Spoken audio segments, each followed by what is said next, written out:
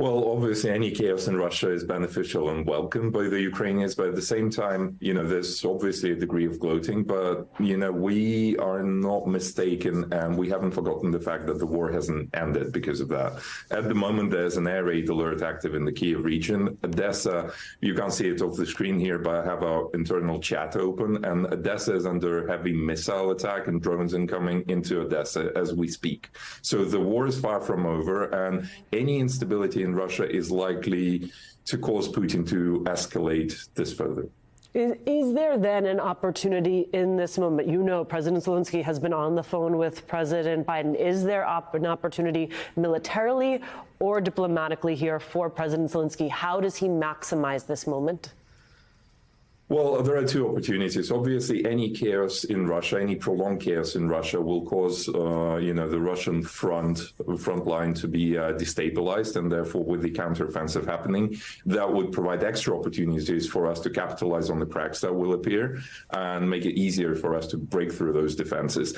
Diplomatically, obviously, the most important fact is that we saw that Russia is no longer a monolith. It wants to portray itself as. Therefore, because of that, I think, the entire world, the entire free world is going to be discussing what to do with this situation and preparing for what's to come next. Yeah, one of the most striking developments, it would seem to me, one of the most lasting developments from the Wagner Rebellion is that the leader of the group actually had the audacity to tell the truth about Putin's pretext for war. Also, the audacity to talk about the fact that there is not sufficient ammunition for Russian troops. The audacity to talk about the disconnect, which is pretty well documented between top brass in the military and Russian forces.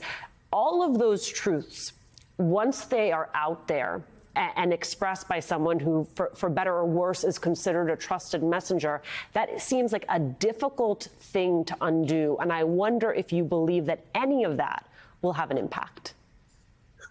I think it will have some sort of an impact, but you have to remember that Russia lives in a parallel universe when it comes to propaganda and messaging and narratives. And, we know that the Russian army is now, as of now, the second best army in Russia itself, compared to the Wagner mercenaries by the looks of it. One thing they know how to do well is propaganda. So I wouldn't over-exaggerate, the importance of certain truths out there just yet. Ukraine's going to be at the NATO summit in just over 2 weeks. We know from President Zelensky that part of his conversation with President Biden has been making sure that they are in lockstep in the way that they're going to be talking about that. A few things for you, Igor. The importance of gaining NATO membership, what that actually means to you, to Zelensky, to Ukraine. And also, if you were the one who was able to go and make the argument, an argument that many in Ukraine have been making for the past 15 years for why you ought to be a part of the alliance, what would be your argument? Well, first of all and foremost, the importance of NATO. I think that's pretty much the only security guarantee, with the exception of our own army and, the weapons that we have. The only guarantee that we can get that can help us sleep at night.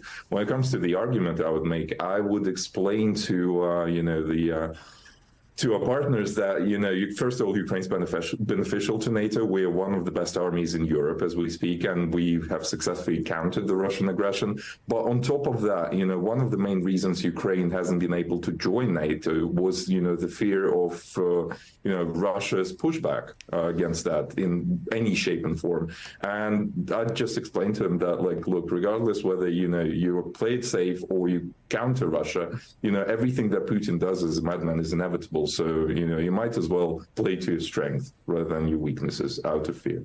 Igor Novikov, in going through your Twitter feed and all of your commentary on what is happening in Russia, it strikes me that you and your wife are also celebrating your anniversary. So thank you for taking the time to talk to us in the midst of all that and reminding us that life goes on even in the middle of this conflict.